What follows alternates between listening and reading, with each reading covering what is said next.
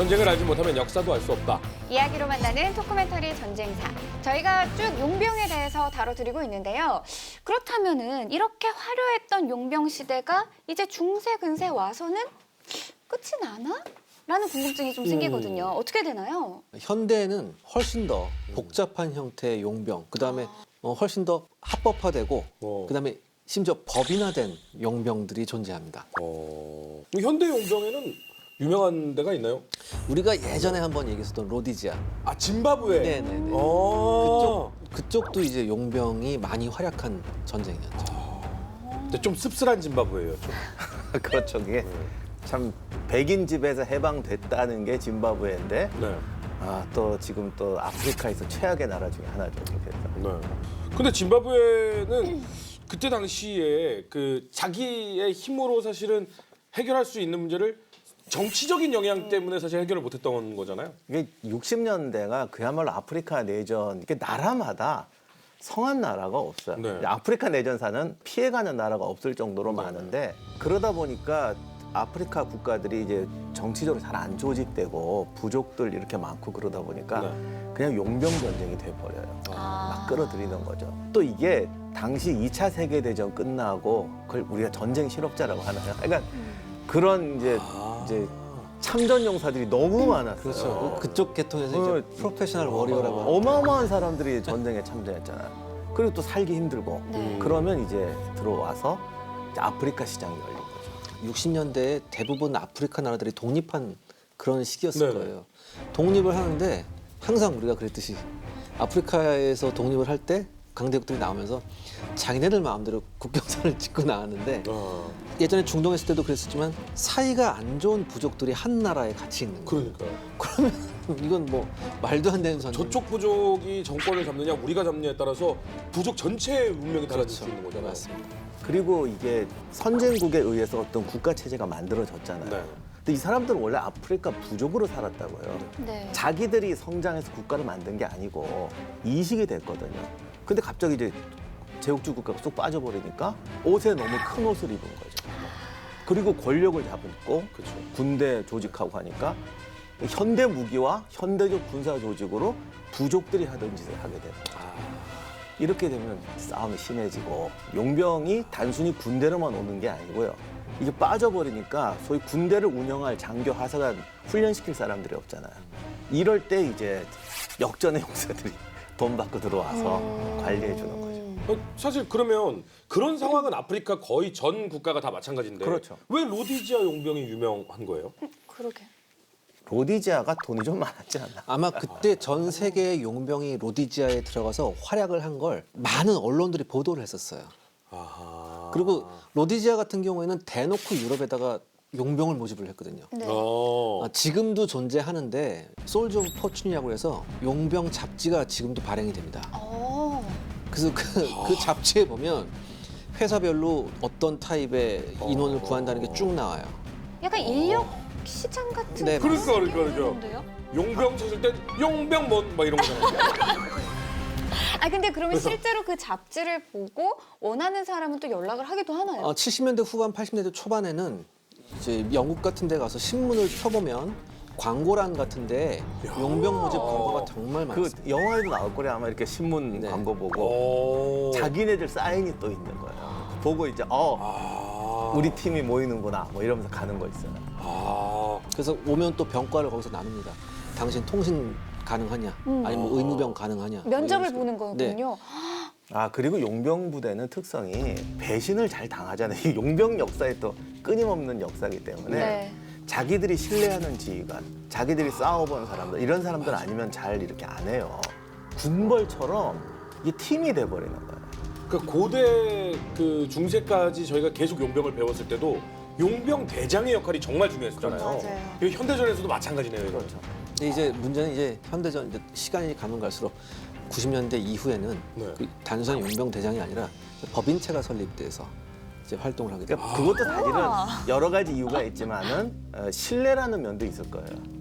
워낙 용병이 또 이게 배신의 역사거든요. 근데 그렇게 따지면 용병 입장에서도 오히려 그렇게 법인이 생기는 게 더 좋은 거 아닌가요? 그렇죠. 네, 용병 입장에서 훨씬 낫죠. 그러니까 뭐 예를 들면은 뭐 이순신 주식회사 뭐 이런 식으로 해서 굉장히 훌륭한 맞아요. 대장이 예, 예. 용병을 이 회사를 차리면 더 훨씬 많은 그러니까 용병들이 지휘관이 누구고 운영층이 누구냐도 되게 중요해요. 지금 방금 그 말씀하셔서 제가 여담으로 말씀드린 게 네네. 네. 지금 중동 지역에서 활발하게 그 활동을 하고 있는 용병 회사들 이름 보면 살라딘, 사라센 이런 회사들 많습니다. 아, 그 위대한 장군의 이름을 붙인 신기하네요. 근데 그럼 짐바브웨에서 용병이 무슨 활약을 했기 때문에 유명해진 거 아닌가요? 뭐 전투 중에 유명한 전투나 뭐 이런 건 없나요? 그러니까 사실상 로디지아 이쪽에서 네. 뭐 로디지아 소속 군부도 있었지만 로디지아 정부가 용병을 많이 활용해서 공산 게릴라하고 싸웠어요. 공산 네, 게릴라. 그래서 정글전이나 이런 특수전에서 사실 용병만큼 잘 싸우는 병력이 없었어요. 더군다나 73년에 월남전이 끝나면서 많은 월남전을 경험했던 네. 제대자들이 이쪽으로 와요. 그 사람들은 베트남에서 정글전을 경험해 왔었잖아요. 그러니까 여기서 뭐 말도 안 되게 잘 싸우는 거예요. 그리고 아프리카 내전은 부족 갈등, 그 다음에 특히 60년대가 냉전 후유증이 크니까 네. 이게 진영 갈등이 또 있어요. 자본주의 뭐 이쪽. 쿠바군 같은 경우에는 혁명을 수출한다고 해서 아프리카에 들어갔죠. 소련의 지원을 받아서. 아프리카에서의 공산 조직을 후원하는 뒤에는 쿠바와 소련이 항상 있었습니다. 또 서구 진영은 서구 진영대로 그래 그러면 군대를 집어넣을 수 없으니까 아마 뒤에서 좀 했을 거예요. 그렇죠. 그죠? 그러니까 빨리 용병회사 만들어. 아니면 당신이 좀 가. 이런 식으로 해서 이제 막 또 투입하는 거죠. 그러니까 어느 군대건 어느 나라건 정상적인 나라면 아무리 소수라도 군대를 파견하는데 뭐 정치적인 어떤 그 시스템이 있어야 되잖아요. 뭐 예를 네. 들어서 뭐 의회의 동의를 받는다든가. 근데 용병은 그런 게 필요 필요 없잖아. 그리고 거듭 말씀드리지만 용병이 꼭 가서 자기들이 싸우지 않고 훈련시키고 이런 역할도 되게 커요. 그렇게 해서 군대를 만들어 놓으면 이게 또 아프리카 군벌이 돼요. 걔들이 빠져. 결국 언젠간 이제 빠져나갈 거 그러겠죠. 아니에요. 그러면 이제 거기서 큰 분들이 성공한 사람은 대통령도 되고 대통령이 안 되면 무슨 용병 사령관이 군벌이화 되는 거죠. 아마 지금 아프리카에서 날뛰는 군벌 중에 그런 계통도 꽤 있을 거예요. 그럼 실질적으로 이 아프리카에서는 거의 용병들이 거의 전쟁을 좌지우지하고 있다라고 해도 과언이 아니었네요. 지금도 그런 면이 많습니다. 지금도요? 지금 아직까지도. 쉽게 말해서 전 세계 용병 시장의 가장 황금어장으로 여기는 곳이 아프리카와 중동입니다. 아, 중동이요? 그러니까 거기도 애매한 부분이 있는데 네. 처음 시작할 때 말씀드렸지만 월급을 받는다고 해서 용병이라고 개념할 수 없다라고 말씀드렸잖아요. 네네네. 그러니까 소위 진영 전쟁 때 네. 스페인 내전 때도 왜 의용군이라고 해서 막 들어가잖아요. 네. 뭐 이쪽 진영 오고 저쪽 진영 오고. 근데 사실 최근의 연구는 이 순수한 의미 우리가 생각하는 의용군이 아니라 당시 경제 공황 나고 그러니까 싼 월급에도 그냥 막 오는 거예요. 근데 대부분이 이념과 무슨 이걸 위해서 온 게 아니라 나 그냥 일자리 살기 없어서 위해서. 왔다라는 설도 파다해요. 그런데 그러면 월급을 받았으니까 너는 의용군이 아니고 용병 아니냐 또 그렇게 말할 수 없는 부분도 있어요. 왜냐하면 내가 순수한 의미로 도와주러 간다고 해도 생활은 해야 될 거 아니에요. 그렇죠. 지금 IS 같은 경우도 말로는 신념 때문에 온다고 그러는데 그게 신념 플러스 또 이거를 유혹하잖아요. 여기 오면. 월급을 안 주면 빠져나가는 인원이 그렇죠. 많아져. 너희들 여기 오면 훨씬 잘 살게 해준다. 근데 이런 견이 같이 있는데 네네. 인간이란 항상 여러 가지 요소가 섞여 있는데 이걸 똑 떼서 너 의용군이지, 너는 용병이지 이렇게 나눌 수가 없는 거죠. 그러니까 실질적인 그 나라의 국적을 취득하고 있지 않은 사람이 들어와서 월급을 받는다면 그것이 용병이다라고 하는 개념이 가장 가까울까요? 글쎄요, 그것도 애매하긴 해요. 그러니까 거듭 말씀드리지만 돈을 받는다고 해서 꼭 무조건적으로. 용병이라고 할 수는 없지만 의용군이라고 해서 용병적인 요소가 없는 게 아니다가 정답이겠죠. 더군다나 이제 90년대 이후에 들어오면서 용병이 제가 아까 말씀드렸듯이 단순한 그런 집단이 아니라 이제 법인체가 세워지기 시작하거든요. 네. 이른바 아마 많이 들어보셨을 거예요. 민간 군사개혁이라는. 네. 근데 이게 방금 전에 교수님께서 말씀하셨듯이 이 냉전이 계속 지속되다가 이 냉전이 붕괴되면서 이런 현상이 폭발적으로 일어나게 돼요. 왜냐하면 그때 당시만 해도 우리가 이런 생각했어요. 냉전이 계속되는데 어느 진영 한쪽이 망하면 쉽게 말해서 이제 항구적인 평화가 올 거라고 다들 생각을 했었어요. 네. 근데 덜커덕 공산진영이 붕괴를 했잖아요. 네. 이제 평화가 올 거라고 생각했는데 오히려 안보 환경이 이념 이런 걸 떠나서 사회적 불평등이나 어떤 경제적 갈등에 의해서 더 많은 이런 그리고 오히려 냉전 논리에 가려져 있던 부족 갈등이라든가 집단 지역 갈등. 그 유명한 뭐 스릴러 작가의 글에 그런 게 있죠. 냉전이 끝나니까 제일 먼저 해고되는 게 정보부 요원들이 막 해고되는 거예요. 네. 이제 필요 없어. 필요 집에 없어. 가. 예. 그러니까 이 사람도 억울하지. 근데 한 분이 아주 웃으면서 그래 낚시하러 갑니다. 왜? 이게 없어지면 이 자질구레한 분쟁이 어마어마하게 생겨서 우리들이 더 필요해. 그래서 강태공처럼 기다리는 거예요. 낚시하고 있었더니 언젠간 나를 다시 찾아올 얼마 안 돼서 것이다. 모시러 와요 지금. 언젠가도 아니고요. 한 2달 정도 걸려요. 2달 후에는 전 세계에서 막 오퍼가 들어오는 거예요. 왜냐하면 냉전이 끝나니까 첩보부요원도 그렇고 전 지구적으로 그 국방비의 감축이 휘몰아쳐요. 그러니까 미국 같은 경우에도 국방비가 뭐 3분의 1로 줄고 그래요. 그러니까 이거 전부 다 실업자 되는 거 아니야 막 이랬었는데 오히려 우리 이게 막 지역 분쟁 막 예. 생기니까. 그다음에 또 하나 이제 동구권이 붕괴하면서 네. 동구권이 가지고 있던 막대한 양의 무기가 민간 시장에 풀려버리는 거예요. 이 가장 유명한 예가 이제 이른바 죽음의 상인이라고 하는 게르하르트 메르티스라는 사람이 있는데 나치 정범이라는 소문이 아주 많이 돌던 사람이에요. 이 사람 별명 뭐였냐면 폴란드군의 무기 창고의 열쇠를 가지고 있는 사나이.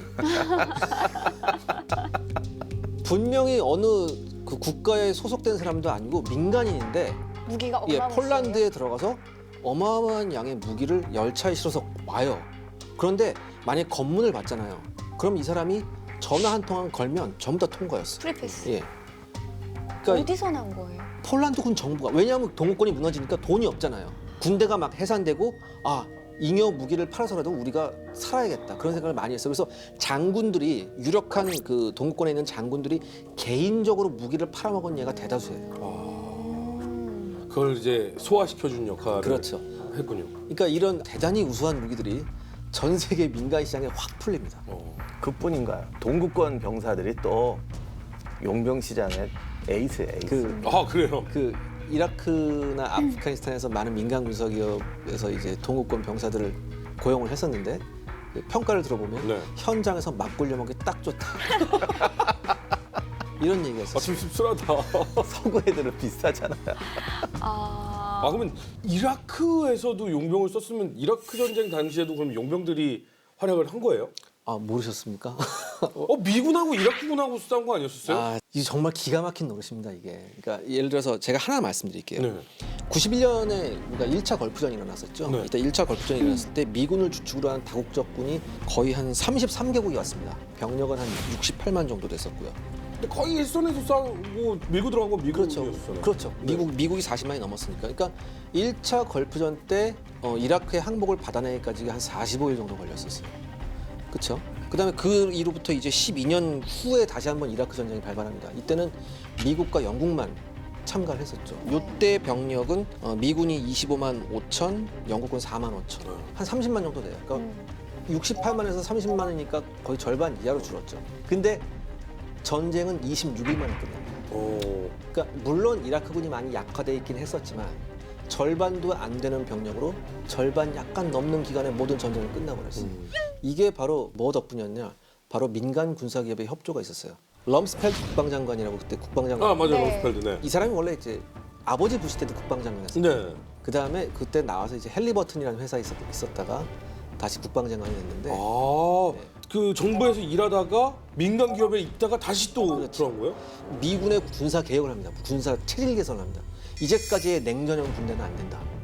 그러면서 모든 부대가 전투에 집중할 수 있게 해야 되고 나머지 지원 뭐 이런 건 전부 다 민간 업자들한테 쉽게 말해서 아웃소싱을 해야 된다. 세계 모든 나라 군대가 그런 이제 불만이 있는데 군인이 매일 훈련할 것 같지만 실제로 군대에 있으면서 제대로 제일 많이 전술을 하는 건- 하거나 훈련을 하는 적이 없다는 거예요. 아니 지금 현재 대한민국에서도 제일 많이 하고 나온 게 뭡니까? 삽질과 제초 작업이라고. 그래서 이제 이거 못하게 한다고 발표났잖아요. 그러니까 그게 문제는 단순 시간 비율만 때문이 아니라 네. 체계성이 없어요. 예를 들어 뭘 습득하려면 일주일 한 달 이상 계속 훈련을 해야 되는데 맨날 끊어지잖아. 이거 행사 갔다가 뭐 했다가 이거 했다가 이러니까 테크닉 훈련이 안 되는 거죠. 우리가 아마 이런 얘기가 신속 대응군이라는 말 많이 들어봤을 거예요, 언론에서. 럼스펠드가 국방장관이 되고 나서부터 나오기 시작한 얘기가 이른바 신속 대응군 개념이에요. 그러니까 군인은 전투에만 집중한다는 거죠. 그래서 이 럼스펠드가 아웃소싱을 통해서 미군의 체제를 개선했는데 제가 재밌는 수치를 하나 말씀드릴게요. 네. 미국 지금 현재 미 국방부 내에서 기지 내 상업 활동, 쉽게 말해서 뭐 PX 같은 거 있죠.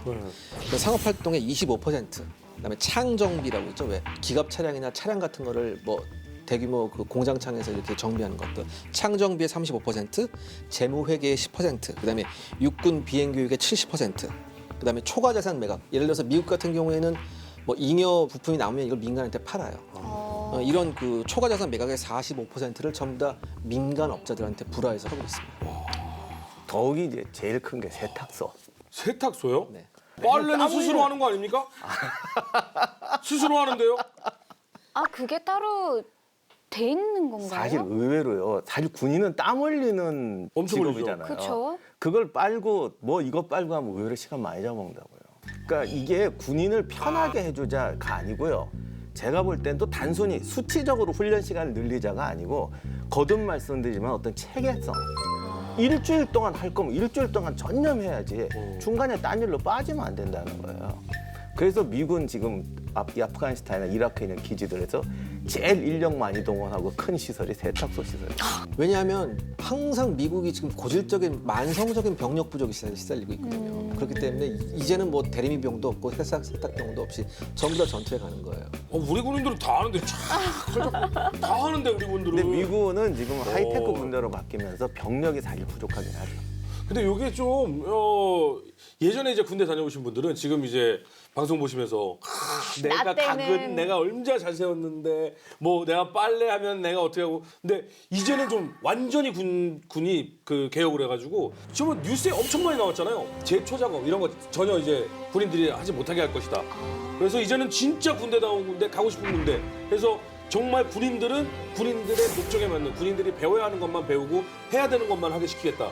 이게 사실은 지금 현재 우리나라의 군대거든요. 그러니까 약간 이런 면에 있어서는 미군과 우리나라가 좀 약간 비슷하게 가고 있는 그 모습이 좀 보이네요. 그거 정말 중요한 개혁이긴 해요. 왜냐하면 우리가 어떤 제도를 이야기할 때 딱 A가 좋다, B가 좋다 이렇게 할 것이 아니라 항상 우리가 추구하는 목적과 상황에 어느 것이 적합하냐 이걸 맞춰야 되는 거거든요. 맞아요. 그래서 미국은 현역병이 지금 굉장히 적어요. 그래서 한 명 한 명이 거의 특수부대원처럼 돼가는 구조기 때문에 이게 가능했는데 뭐 우리는 이제 어떻게 할 것이냐 이런 게 문제가 있겠죠. 네, 확실히 조금 더 뭐라 그럴까요? 군인들이 좀 집중해서 그쵸. 군사훈련을 할 수 있도록 많이 좀 변하고 있다라는 걸 좀 느낄 맞아요. 수가 있네요. 그러니까 사실 여기들이 계시지만 갔다 와서 뭐 제일 많이 했냐라고 물어보면 사실은 별다른 게 없어요. 근데 이제 지금의 우리 장병 여러분들께서는 진짜로 배워야 할 것들을 배우고 있다. 그리고 더 개선해 나가고 있다. 이게 사실 핵심 아니겠습니까? 좀 뭐 이제 용병 얘기로 좀 돌아가도록 하겠습니다. 미군이 저는 용병이 많다는 사실은 상상조차 못했어요. 미군에 용병이 있다는 것. 그러니까 지금은 용병이라고 말을 안 하고요. 민간 군사기업이라고 얘기하는데 이 민간 군사기업을 우리가 이해하기 위해선 군산 복합체라는 것도 한번 우리가 살펴봐야 됩니다. 사실 냉전 시대 때 정부와 방위산업체의 끈끈한 연결은 이건 뭐 3살짜리도 다 아는 얘기인데 근데 이게 시간이 가다 보니까 어떤 이런 방위산업체의 개발 방향이 국가 안보의 방향성에 영향을 미치는 이런 현상까지 왔어요. 뭐 로비라든가. 네, 그러니까 그건 매우 이제 지엽적인 얘기고 그 이상을 넘어서 그렇기 때문에 그 유력한 방위산업체들이 중소 군소 규모의 그 민간 군사업체를 네. 합병을 합니다. 그렇게 돼서 이들이 그 어떤 그 실질적인 훈련을 담당하는 경우도 있어요. 더 쉽게 말하면 교수님께서 조금 전에 말씀하셨듯이 모든 미군들이 지금 거의 특수부대가 돼가고 있는데 이 특수부대화 돼가는 이 과정에 있어서 훈련 시장이 또 존재를 하거든요. 미국의 유명한 그 군산 복합체 회사가 하나 있습니다. 스텔스기 전투기 만드는 이제 회사가 하나 있는데 네. 그 회사는 지금 현재 미군 훈련 시장의 18%를 점유하고 있습니다. 우와. 미군 시장의 18%. 네. 더군다나 미군 시장만 되지 이 회사가 따로 공개적으로 발표 안 하고 전 세계에 있는 많은 훈련 시장에 얼마만큼 진출했는지는 아직 아무도 모른다.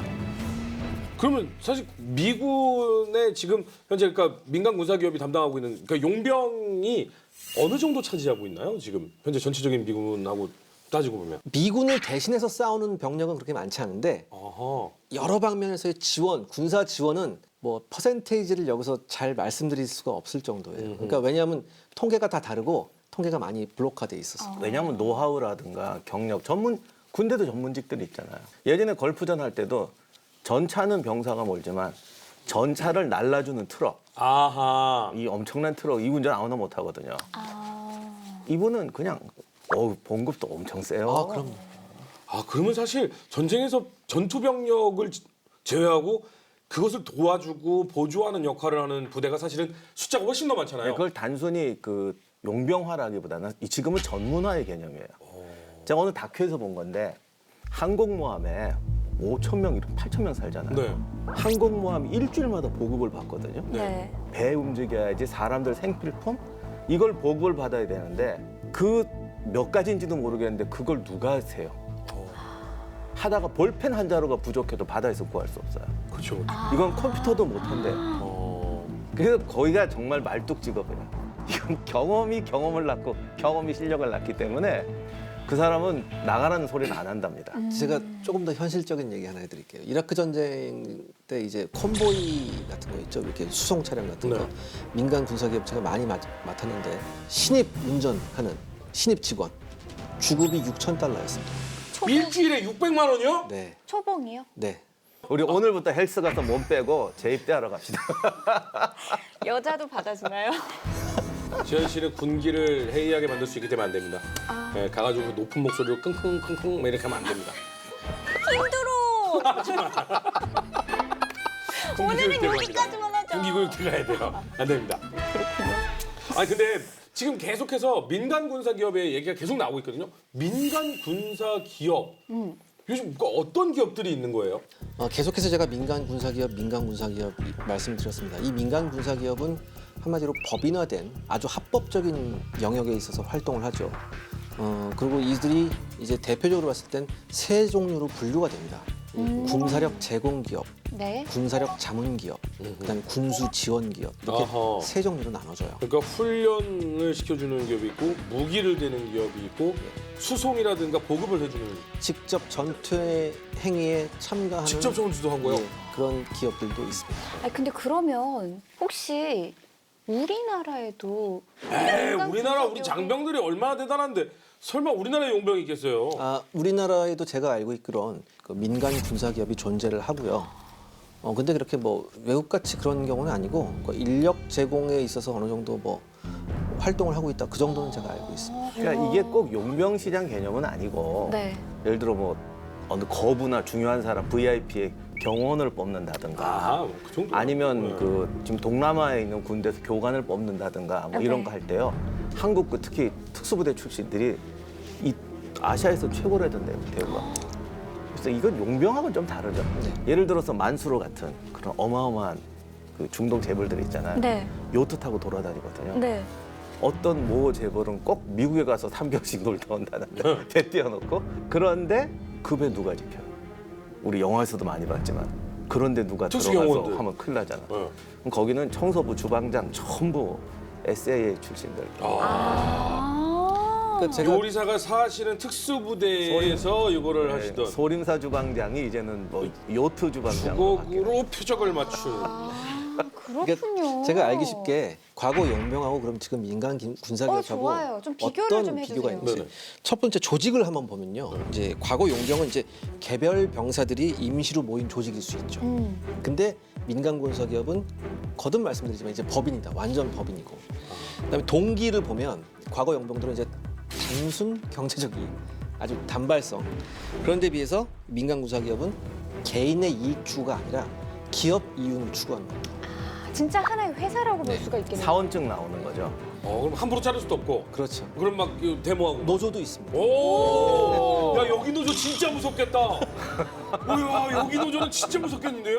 와. 근데 여기가 또 그 스카우팅 시장이 대단히 치열하다고 하더라고요. 그러니까 어허. 아주 정말 유능한 사람인데 이 회사가 마음에 안 든다라고 하면 고민할 새도 없이 다른 회사에서 오퍼가 들어와.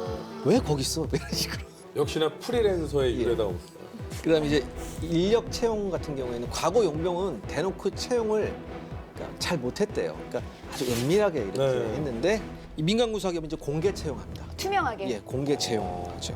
그다음에 업무 업무가 가장 중요한데요. 이제 과거 용병 같은 경우에는 자신이 속한 부대에서의 단일 고객을 위해서 일을 하는 거죠. 아하. 이렇게 일을 그러니까 뭐 하는 예를 들어 짐바브웨 대통령이 고용을 했으면 짐바브웨 대통령의 정권 유지를 위해 싸우게 되는. 네. 근데 민간 군사 기업 같은 경우에는 이제 다양한 고객을 상대로 다양한 군사 서비스, 군사 용역을 제공하는 거죠.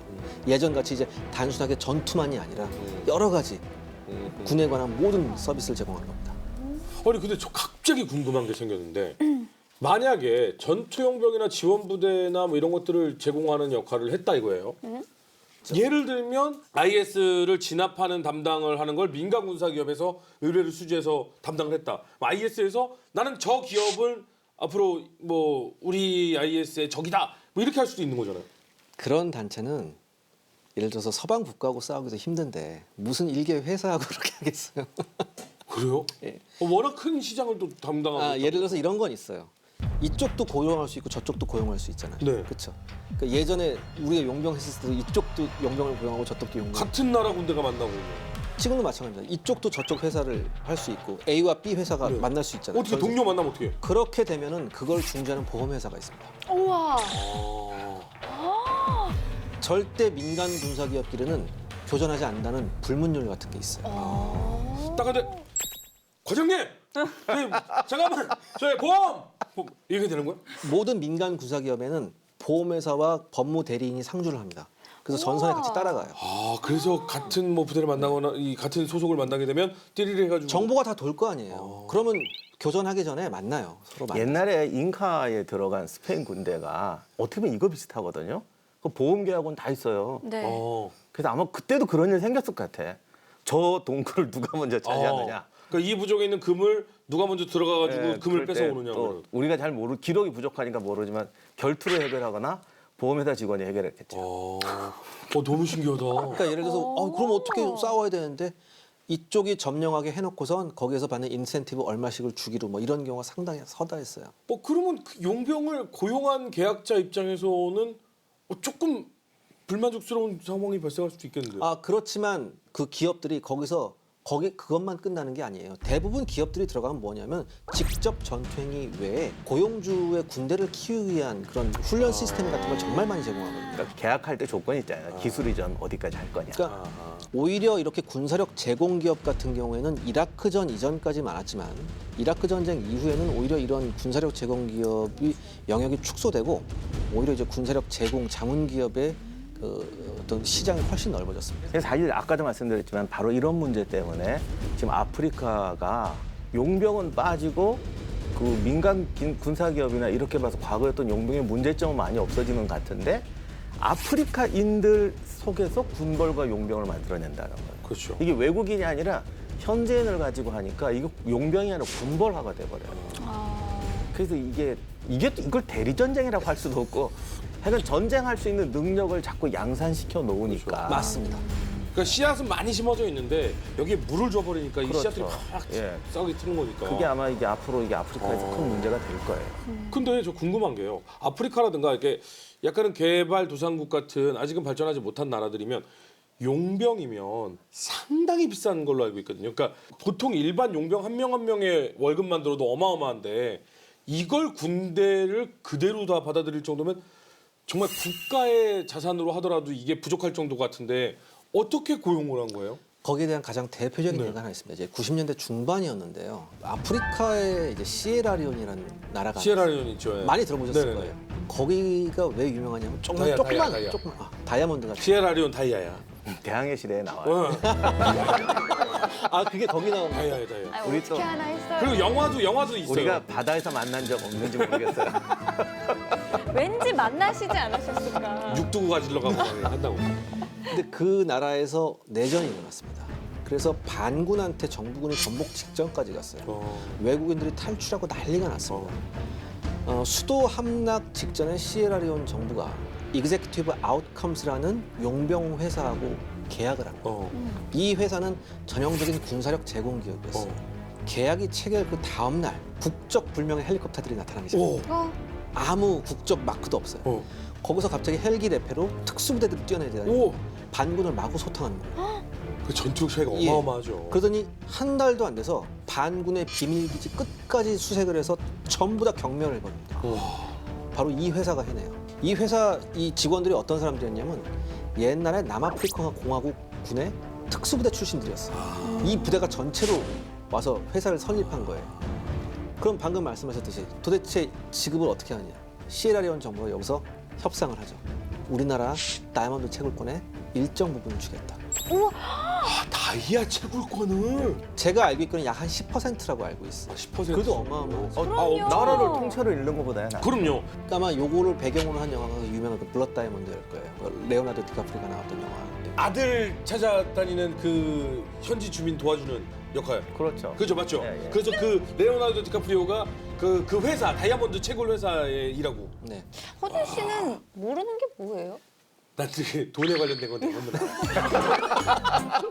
돈하고 상관없는 거, 먹을 거하고 상관없는 건 잘 몰라. 이 익젝티브 아웃컴스가 작전을 할 때 수송이나 공중 지원 같은 공군이 필요했거든요.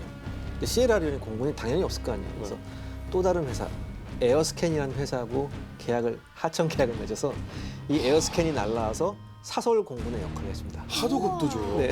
나 진짜 기업 같아요. 하청, 하도급.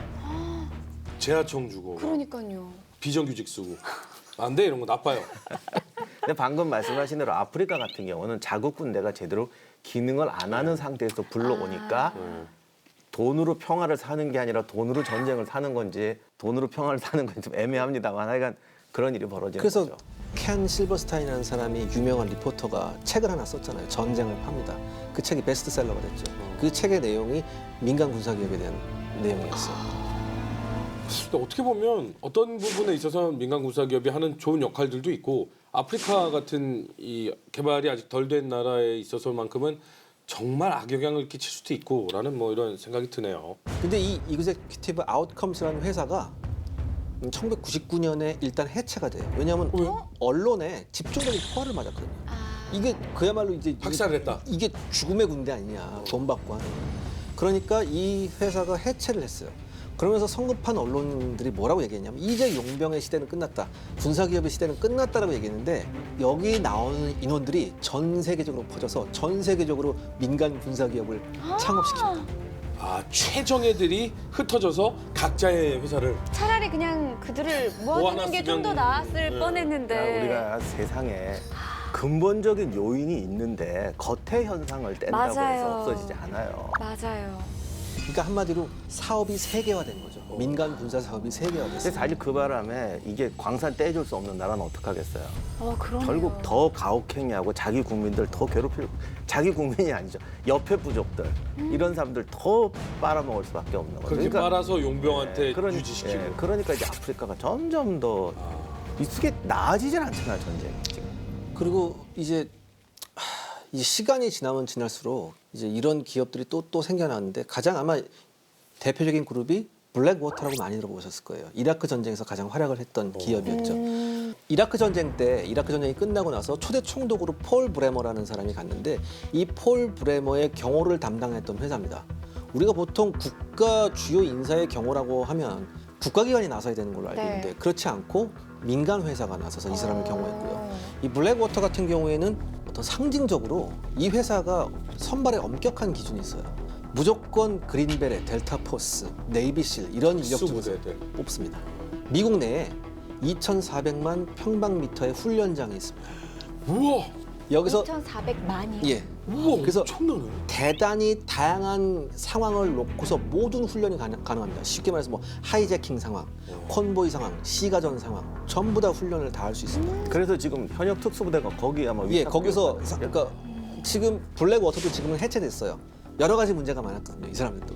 그런데 법인 회사명만 바꿉니다. 대표자만 바꾸고 계속해서 다른 형태로 계속해서 운영되고 있습니다. 아, 바지 사장 놓고 이제 또 바뀌고 막 이렇게. 그러니까 근본은 가만히 있는데 계속 형태들만 바뀌고 있는 거군요. 그러니까 그 겉핥기를 계속해서 하지 말라고 쪼아봤자 소용이 없다는. 그럼요. 이게 어느 정도였냐면 이라크 지상전의 최대 지상전이 이제 팔루자에서 있었는데 이 팔루자 전투 당시에 미군이 블랙워터한테 지원을 요청할 정도였습니다. 와, 그래서 블랙워터 소속의 헬리콥터들이 날아가서 공중 지원을 해줬어요. 그럼 전화 딱 받으면 이제 상담원이 얘기하는 거 아니에요? 네네 고객님 얼마까지 가능하시다고요? 에이 이라크는 7천 부르던데 뭐 이런 거. 비슷합니다. 그래서 지원을 그냥 해줄 리가 네, 없잖아요. 그렇죠. 이게 있어요. 뭐 시간당 얼마 뭐 이런 게 다 있어요. 우와. 렌트카 가격표처럼 아 있는 그래서 거죠. 쫙 있어서 시간은 2시간에 위험 등급 2등급이면 여기서 얼마 이런 식으로. 그럼요. 아파치냐 UH1이냐. 근데 약간 웃을 수만은 없는 얘기네요. 정말. 그러니까 이런 무서운 얘기. 이게 네. 진짜 무서운 그러니까 이게 얘기예요. 정말 지금 윤 전 아나운서가 중요한 말씀해 주셨는데 국가 안보의 영역이 점점 더 민영화돼 가고 있다는 거예요. 이거는 왜냐하면 국가의 폭력이란 건 대단히 통제된 상황에서만 써야 되거든요. 근데 네. 이걸 이 상당한 부분이 민간에 넘어가면서 더 많은 문제를 야기할 수 있죠. 어떻게 보면. 그거는 이제 반반인 것 같아요. 네. 우리가 전쟁에서 할 때마다 말씀드리지만 전쟁은 안 나는 게 최선인데 나면 뭐가 문제냐면 여기서 상식과 합리가 안 통한다기보다는 굉장히 많이 접어줘야 돼요. 그렇죠. 우리가 과거에 전쟁의 학살이라는 게 하고 싶어 하는 거 아니거든요. 본인들도 하기 싫다고 말해요. 그런데 전쟁 비용을 뽑아낼 수가 없어요. 월급은 주는데 전투 수당이 안 나와요. 그리고 다음에 절로 또 전쟁하러 가야 돼요. 그럴 때마다 허용하는 게 이 약탈이에요. 제가 이제 민간 군사 기업을 변호하자고 드리는 말씀이 아니라 네, 네. 그런 문제 때문에 차라리 법인화시키고 이런 게 낫지 않느냐라는 생각도 했을 거예요. 그런데 방금 기자님 말씀하신 것처럼 또 부작용이 나는 거죠. 그렇죠. 그럼 이걸 해체하고 국가의 군대로 가져오면 통제가 되느냐? 지금까지 역사를 보면 더 안 됐거든요. 그러니까 이게 대한민국 같은 그러한 경제력과 그러한 국방력을 가지고 있으면 상관이 없는데 그렇지 못한 국가는 그렇죠. 이런 군대를 유지할 수가 없다는 거잖아요. 맞아요. 근데 솔직하게 우리나라 정도 되는 나라 별로 없어요. 이 정도 경제력에 이 정도 군사력 갖고 있는 나라 찾아보기가 쉽지 않아요, 사실. 그리고 저희가 누누이 말씀을 드리지만 이런 상황들이 있었을 때 그래서 민간 군사 기업이 있는 게 무조건적으로 좋다. 아니다. 나라에서 맡아줘야 된다. 무조건 좋다. 이렇게 이분법적으로는 절대 생각해서는 안 네. 되는 것 같아요. 저희가 또 그럼. 이런 얘기를 했을 때 댓글로서 갑론을박으로 그럼 이거 좀 이런 얘기냐라고 나올 수가 있는데 그런 게 아니라 이런저런 상황이 있다라는 걸 저희가 그러니까 말씀드리는 토론은 할 수 있어요. 어떤 국가는 이쪽이 더 맞지 않을까 저쪽이 더 맞지 않을까라고 토론할 수 있지만 이건 없어져야 된다. 아니다 이건 무조건 있어야 된다. 이거는 없어요. 전쟁사를 통해서 한쪽으로 그렇게 흑백 논리를 갖는 분들은 진짜 전쟁사를 잘못 배운 거야. 맞아요. 다시 정주행하세요. 근데 이야기를 조금 듣다 보니까 그 저번에도 좀 말씀을 드렸었는데 이 용병이 굉장히 고급 인력들이 많이 뭉쳐 있는 집단인 거잖아요. 그렇죠. 그렇게 따지면은 이 자국 부대보다 훨씬 더 뛰어나면 어떡하지? 아, 더 몰리면 어떡하지? 그러니까 아니 이런 불안감은 계속해서 생기는 것 국가 같아요. 군대 가느니 저기 가는 게 나은데 대우도 더 좋고 이거 빠져나가면 어떡해? 많은 그 딜레마가 있습니다. 네. 사실. 그 미국 같은 경우에는 자꾸 고급 인력이 자꾸 회사로 자꾸 빠져나가서 아, 어느 정도였냐면 이제 소령, 중령 뭐 이렇게 이것까지만 해도 좀 이런데 장성급이 나가니까 막 원스타 투스타가 그러니까. 일반 기업으로. 나토 사령관 사성장군 출신이 이제 스카웃돼서 가는 경우도 있고 일단은 쉽게 말해서 소령만 달잖아요. 그러니까 이 여기에 관한 다큐멘터리 하나 봤는데 소령만 딱 되니까 여기저기에서 편지하고 전화가 오기 시작하는 거예요. 좀 소령님 좀 많이 좀 요즘에 힘드신 것 같은데 저희 회사로 오시면 특히 자녀가 대학 갈 때 유혹이 많습니다.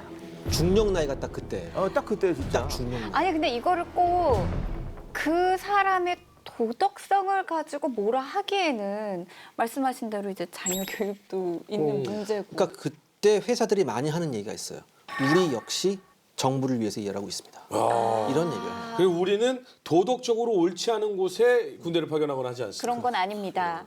근데 뭐 우리나라야 뭐 워낙 그 국방력이 대단하고 우리나라 군 출신들이 우대받고 있는 상황이라 뭐 사실 빠져나가는 게 아니라 우리나라는 항상 그대로의 국방력을 가지고 있는 상태라 사실은 용병 회사가 있던 없던 우리나라하고 사실 큰 상관이 없는데 이게 세계적인 어떤 영향력을 끼치는 수준이 됐다라는 게 사실 어떻게 보면 살짝 섬뜩하기도 해요. 우리나라도 민간 군사 기업 그 설립하자는 그런 시도들이 지금도 있으세요. 아 그래요? 네.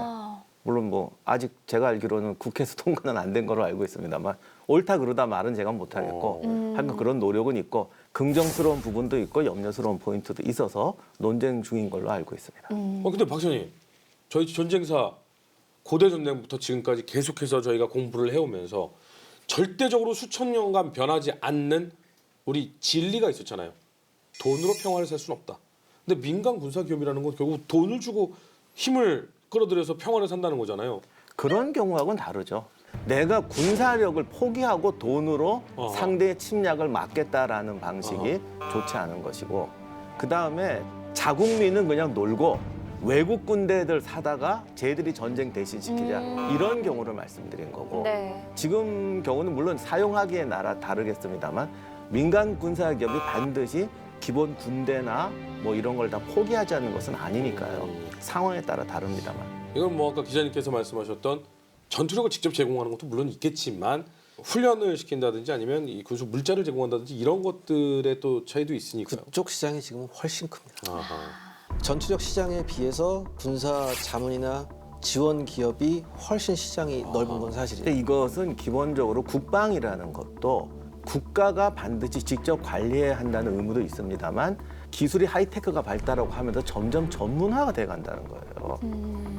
이탈리아 르네상스 용병할 때 마키아벨리가 시민병 주장할 때 제일 반론이 이제 군대가 전문화돼 간다는 거예요.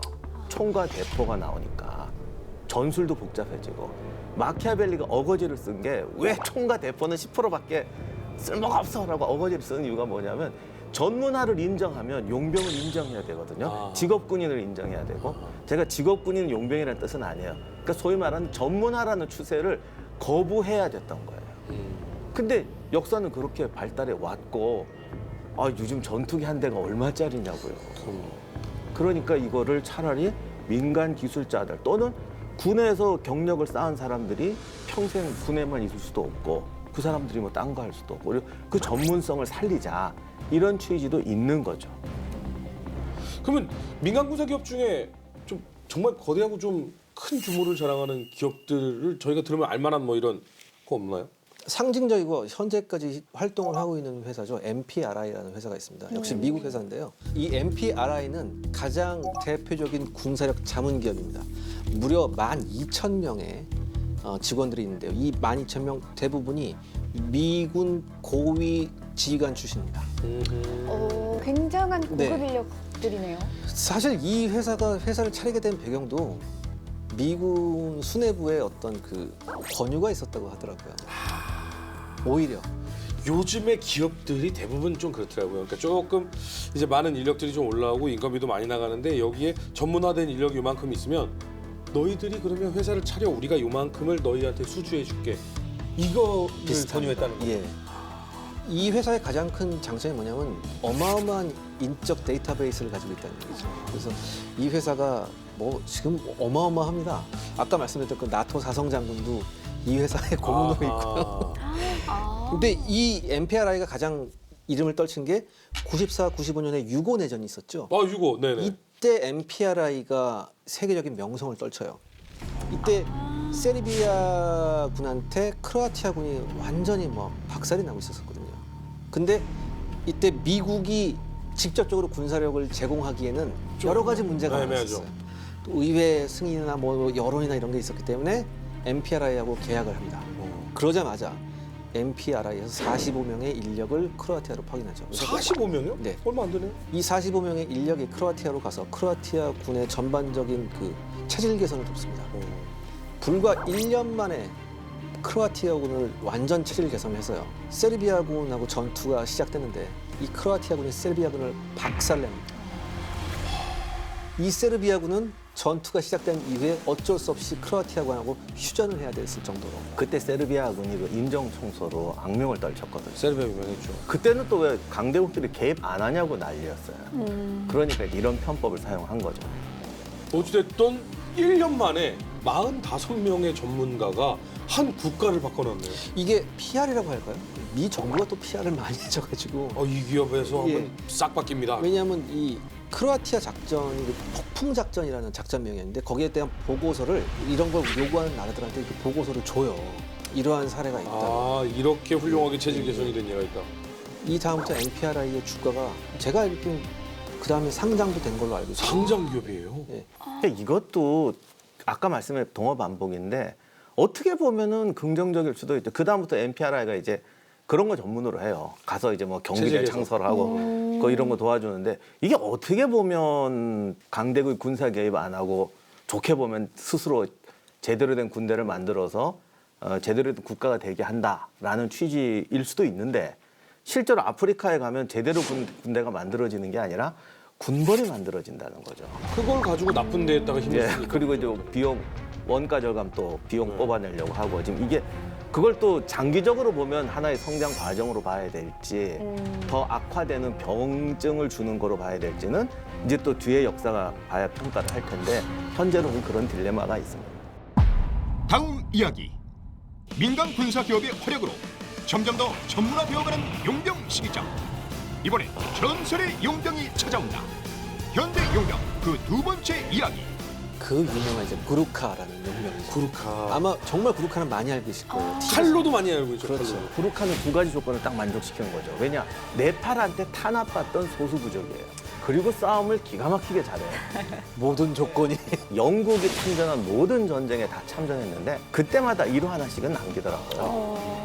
아이젠하워 대통령이 자기 퇴임식에서 군산 복합체에 대한 강력한 경고성 메시지를 나요. 이러한 범죄 행위가 일어났을 때 타당한 국제법이 없어요. 지금. 이거 굉장한 문제 아니에요? 그 고대 용병서부터 지금 쭉 알아보고 있잖아요. 인간이 발전하고 있는 것 같죠? 똑같네요. 그렇죠.